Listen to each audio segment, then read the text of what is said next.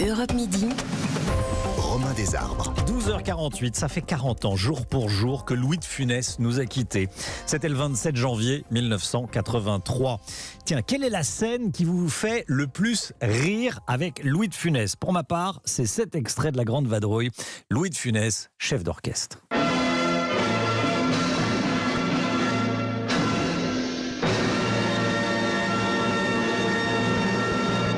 Merci messieurs, c'était très bien. C'était très bien. Non,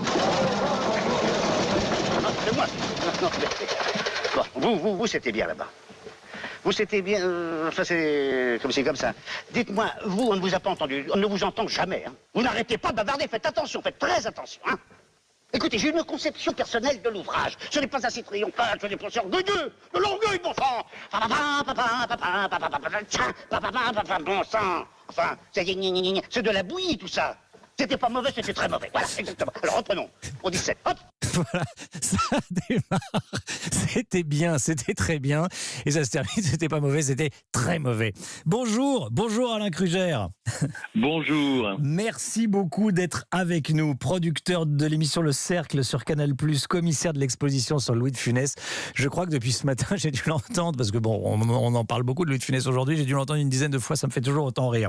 Tiens, vous quelle est votre scène préférée? Alors, c'est dans le même film. C'est la scène où le major Unrat est dans le lit. Par hasard, Louis de Funès est dans le même lit que lui. Et le major ronfle d'une façon absolument considérable. Et comme un dompteur, face à la cage, de Funès donne des coups contre la tête de lit. Et c'est absolument. Là, c'est pareil, je n'arrête pas de rire. Il est toujours aussi populaire. Hein. Vous êtes le commissaire de l'exposition sur Louis de Funès. C'est ça qui est fou, c'est qu'il était un acteur très populaire. Ça, voilà. Et aujourd'hui, ça fait encore rire. On a entendu un reportage là, dans le journal, dans Europe Midi, et les gamins rigolaient encore, des tout petits. Ben oui, ce qui est formidable, c'est que c'est un homme qui a maintenant traversé les générations et ça doit être la 5e ou la 6e génération d'enfants de tous âges qui peuvent rire sur les gags de Louis de Funès. Il était comment dans la vie, Louis de Funès?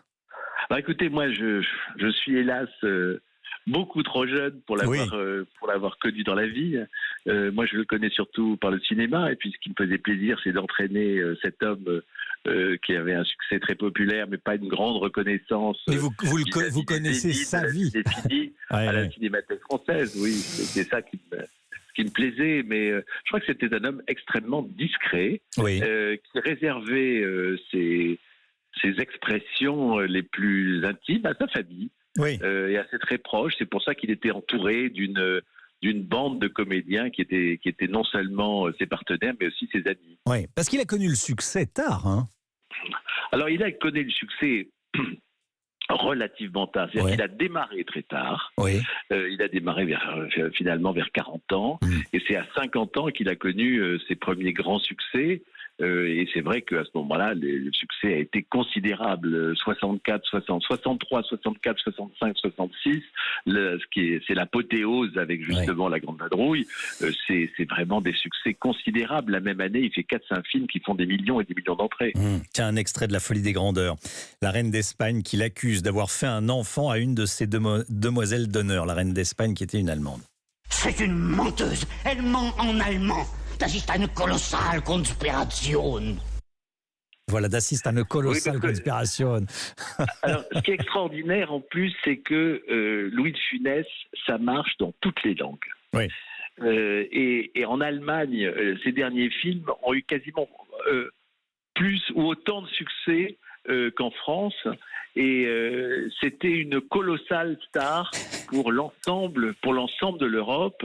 En Russie, en Allemagne, bien sûr en Belgique, chez nos amis italiens ou chez nos amis espagnols, c'était pareil. Et en Grèce, c'était pareil. Ah oui, c'était un succès européen. Européen, japonais, Amérique du Sud. Il n'y a que les Américains du Nord, il n'y a que les Anglo-Saxons avec qui ça passait pas. Sauf chez certains artistes. Jerry Lewis était fan. Jim Carrey est un fan de Louis de Funès. Et j'ai appris récemment que le réalisateur de Babylone aussi était un fan de Louis de Funès.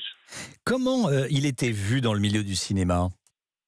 Écoutez, c'était la plus grande star du cinéma européen. C'est-à-dire qu'on montait un film, il disait oui, le film était monté, c'était des gros budgets parce que il participait. Enfin, les films de Gérard Houry, par exemple, sont des films qui étaient des grosses productions. Il y avait une ambition considérable dans les budgets du film, mais aussi dans l'écriture. Le scénario écrit par Daniel Thompson et Gérard Houry, c'était vraiment de la belle ouvrage.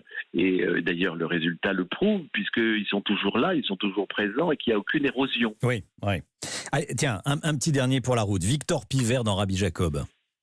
Victor Pivert, comme l'oiseau.